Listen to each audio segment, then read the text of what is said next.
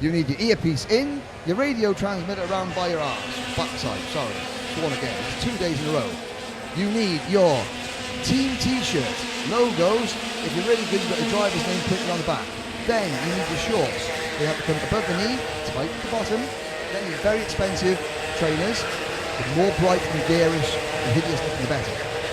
There are your 5 elements. Radio, t-shirt, shorts, transmitter by bum, and expensive trainers. The 6th and final golden ticket element is if you've got an apron with your team logo on it as well. There is Kart Mechanic Bingo. We'll cross them off as we go. That'll be tomorrow when we walk out onto the grids.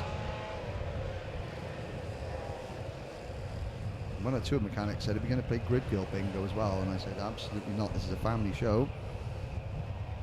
So, Oliver Hodgson and Jack Mabin doesn't appear to... Where's Jack Mabin? He's supposed to start 4th. And Mabin is at the exit of the pit lane. I think he's got the kart started. He's going to have to join in from the back. It's going to be Hodgson and Turner, Bradshaw, and then Kimber, Pennell, Jackson, Skelton, Hawkey, Rawson, Rosina, Torpy, and Davis. And Jack Mabin joins in at the back. Off we go. Oliver Hodgson leads them through. Oh, and there's a problem right in the front. And my word, I think that may have been Thomas Turner getting bounced around like a pinball. And in his unfortunate place, somehow managed to catch despite a not spin. If he had spun, there were another 30 karts behind that would have been in a world of trouble. But he managed to hold on to it. I think it may have been Turner. It was certainly one of the drivers that started in the front 3 or 4 rows rather. It's Hodgson who leads. Up into second place now, Callum Bradshaw. So Bradshaw making a really good fist of it. Last year's Junior X30 Kart Masters champion. And Bradshaw holding off. That is the Strawberry Racing kart of Mark Kimber. So we'll keep tabs on Jack Mabin's progress. We didn't have Jake Robinson at the start. So we are down to 30 runners. Rafael Diaz and Rafael Diaz back, and Eleanor Morris, one of the 3 Money for Your Motors sponsored Morris siblings. Oh, side by side, but it's moves going on. There is the number 30 kart. And through 49 rather, to Philip Rawson. Oh, we've got a driver in the middle of the pack with his bumper hanging off, but at the front, into the Bobby Game corner. That is the battle. There's Michael Rosina. And the CRG, and that's Flavio Campaneschi rather, in the CRG 101. At the front, Hodgson, Kimber, then Bradshaw, then Thomas Turner. And if that was Thomas Turner that was getting punted around at the start and almost lost it going through the first corner, then he's done very well to not only compose himself. Oh, and he's making a move as well. And he dives at the inside of Mark Kimber. So, Thomas Turner. Meet Junior Rotax World Champion Mark Kimber. And Turner picks up 3rd place. Scott Jackson having a great day.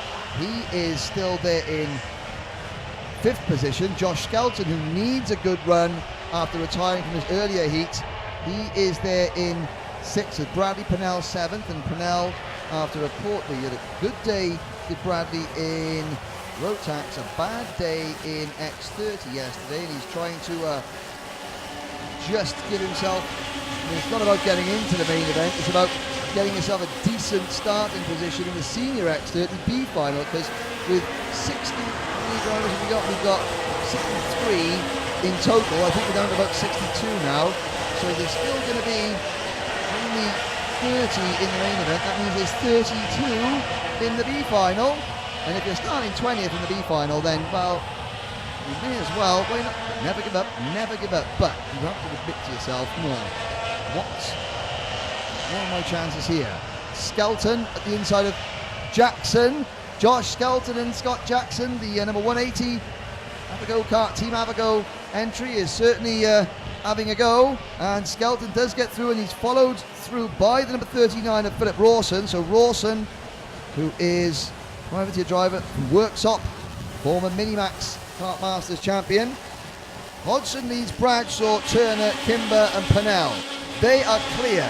Those 5 drivers are almost breathing a little bit easy. Go for the banking. There's a gap to Rawson, Jackson. They're all very close to both together as they come off the bridge. I have to say that the late afternoon sunshine is creating a glare on the camera, which on the carts, which is making number identification a bit more problematic than it has been, but I make it up as I go along anyway, so it shouldn't really affect the standard of my work. Jack Mabin does put in the fastest lap of the race, and that is a 58.2, 3/10 quicker than the race leaders, and Mabin is up into 20th place already. He's chasing Elliot Harvey. And so Elliot Harvey had a good day yesterday, and it's not gone quite so well today. But Hodgson, can Callum Bradshaw challenge Oliver Hodgson? Hodgson in the number 41 car. He's second in the little green man standings. He's 5th in Super 1 this year. Didn't compete in this race. No, he was 5th. He didn't compete in this race last year because he was too busy winning OK Senior. And now Bradshaw, junior champion, I've said it before, we'll mention again for the viewers at home, one of the most successful junior kart races anywhere in the world last year. Callum Bradshaw with his Hall of Silverware, CIKFIA Academy champion, as well as numerous other things that would take me until Monday morning to list. He's closing in on Oliver Hodgson. This is impressive considering that yesterday that not all the factory CRG team are here testing for the World Championships. Bradshaw is a member of that team, so is Flavio Campanelli, and so is Michael Rosina. Now, Bradshaw does know this circuit better than Campanelli, granted, and Rosina, granted. But Campanelli, 10 years, Bradshaw senior, Bradshaw in his first year as a senior driver, and he has been, without question, you can call him, he's been the CRG team leader this weekend. Campanelli did finish in 3rd place in his second heat, but at the moment he is only 15th. And, well, did anyone think that they would be hearing this phrase over the weekend? There is a chance that Campanelli won't even make the main event. He won't even make the Grand Prix. There's a chance. He's still got this race to go. But anyone who's in any doubt about the standard of drivers here in the UK and this event, then you can just look at that little statistic. Bradshaw is doing a very, very good job of just hanging with Hodgson, not allowing Hodgson to get away. We've got 3 minutes to go, and Bradshaw, who made good starts yesterday, and then, well, it was like he put a parachute out behind the cart because he would just go backwards and there would be the cork in the bottle, as it were. Not today.